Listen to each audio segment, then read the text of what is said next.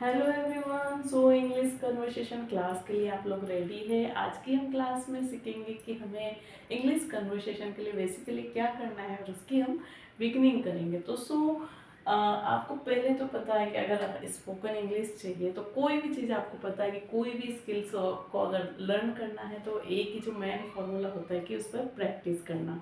how much you are going to practice is you are going to acquire that skill. So practice is the only solution, but not only practice के साथ हमें दो चीज और चाहिए होती है, that is consistency and second thing the practice should be in the right direction.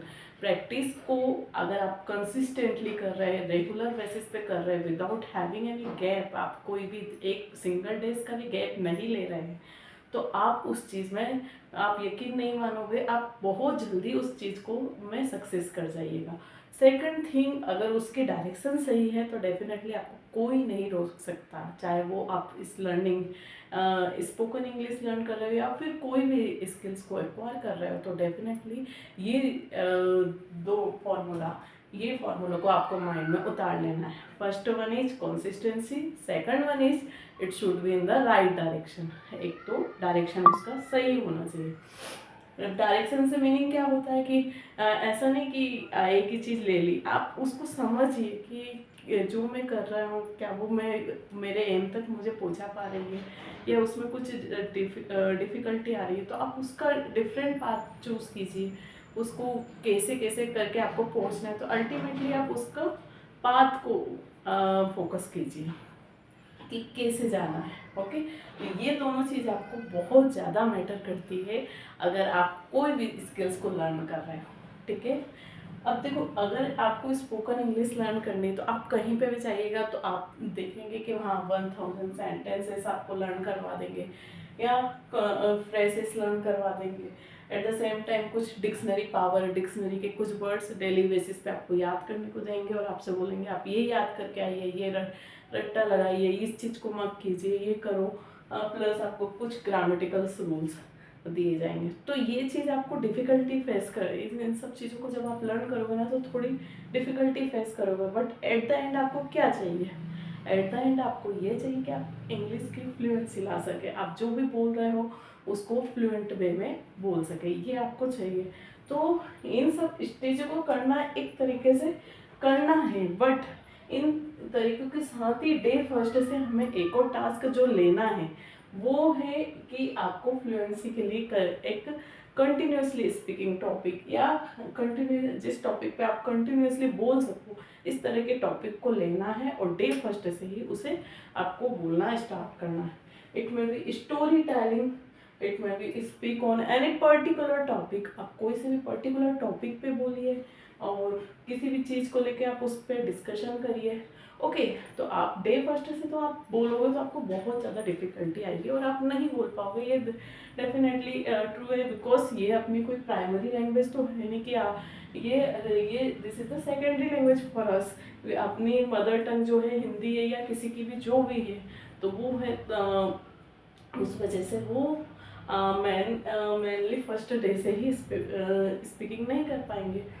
तो बेसिकली अपने को करना क्या है? अपने को करना ये है कि आप ये चीज़ को चलने दीजिए, इसका मैं मना नहीं कर रही हूँ। आप अपने 1000 सेंटेंस में से जितने सेंटेंस अपन लर्न कर पाएंगे वो चीज़ भी लर्न करेंगे, फ्रेजेस लर्न कर लेंगे अपने को, बट इनका जो तरीका होगा वो डिफरेंट होगा। ओके, तो इन चीज़ों को, स्टोरी टेलिंग को, अब ये चीज़ कैसे आएगी, इसका एक फॉर्मूला और है। जैसे आप हिंदी भी बोल पाते हो तो आप कैसे बोल पाते हैं, कभी आपने नोटिस किया? बिकॉज क्योंकि आपने अपने पेरेंट्स से सुनी या अपने इन्वायरमेंट में जिससे भी किसी से सुनी है, वो वर्ड आपके माइंड में स्टक कर गया और डेफिनेटली आप उससे भी बेहतर या उसको सुनते सुनते इतने ज़्यादा परफेक्ट हो जाते हो कि आप काफ़ी अच्छे से हिंदी को बोल पाते हो। आप देखोगे 2 से 3 साल का बच्चा भी अगर बोलता है ना तो वो काफ़ी अच्छे से बोल पाता है और काफ़ी डिफ़िकल्ट वर्ड भी कैच कर लेता है, तो वो बोलता है। And the same way English को भी आपको लिसनिंग पे ज़्यादा फोकस करना है। तो आप देखो, बेसिकली बच्चों को जो भी पसंद है, आपको कार्टून चैनल्स पसंद है, अगर आप बड़े एज के हैं तो आपको पॉडकास्टिंग या कोई से भी मूवीज़ पसंद है, तो आप ट्राई कीजिए कि आप इंग्लिश में देखिए। इंग्लिश में देखने में ना हालांकि नहीं आएगा समझ में, क्योंकि आप नहीं सुन पाते अपन, तो शुरुआत में आपको डिफ़िकल्टी होगी, बट आपको लिसनिंग तो करना ही है आपको डेली। कोई सा भी, जो भी आपका फेवरेट वीडियोस और कार्टून वीडियोस, इट में भी अगर छोटा भीम है, इट में भी एनी काइंड ऑफ वीडियोस, आपको उस वीडियो पे कंटिन्यूसली उसको इंग्लिश में सुनना है।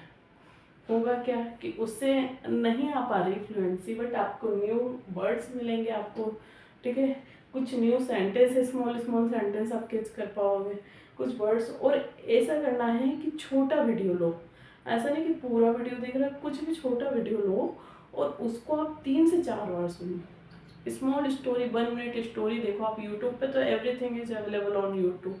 तो यूट्यूब पे 1 मिनट की स्टोरी लगा लो, उसे इंग्लिश में सुनो। ओके, थोड़े बड़े एज के हो तो आप पॉडकास्टिंग सुनिए। पॉडकास्टिंग में भी सारे कंटेंट्स, जो भी अच्छे अच्छे टॉपिक्स है उसे कैच कीजिए। काफ़ी सारी अच्छी अच्छी चैनल्स है यूट्यूब पे, आप इतने वेस्टेज मटेरियल को ना देखते हुए आप वो चीज़ देखिए। यूट्यूब पे बहुत सारी इंग्लिश स्पोकन की चैनल्स है, इसमें से मैं कुछ सजेस्ट करती हूँ। एक कंचन मैम की जो चैनल है वो आप देख सकते हो, उसमें काफ़ी सारा कंटेंट्स बहुत अच्छे से एक्सप्लेन करा। एक अब्बल सर के आप देखिए, और एक आप केप सर की देखिए, केप सर के इंग्लिश कन्वर्सेशन वीडियोस देखिए। उसमें आपकी पब्लिक स्पीकिंग कैपेसिटी, हर एक चीज़ को इतने अच्छे से मतलब एक्सप्लेन करते हैं। वो खुद प्रैक्टिस कर रहे हैं, उनकी खुद की क्लासेस है, तो वो प्रैक्टिसिंग के थ्रू एक्सप्लेन कर रहे हैं। तो ये चीज़ आप देखना स्टार्ट करें तो डेफिनेटली बहुत अच्छे से इंग्लिश बोल पाएंगे। और इन सब चीज़ों पे अपने को वर्क करना है, ठीक है। और ये चीज़ को आप रेगुलर बेसिस पे वर्क करोगे ना, तो डेफिनेटली आपको ज़्यादा समय नहीं लगेगा।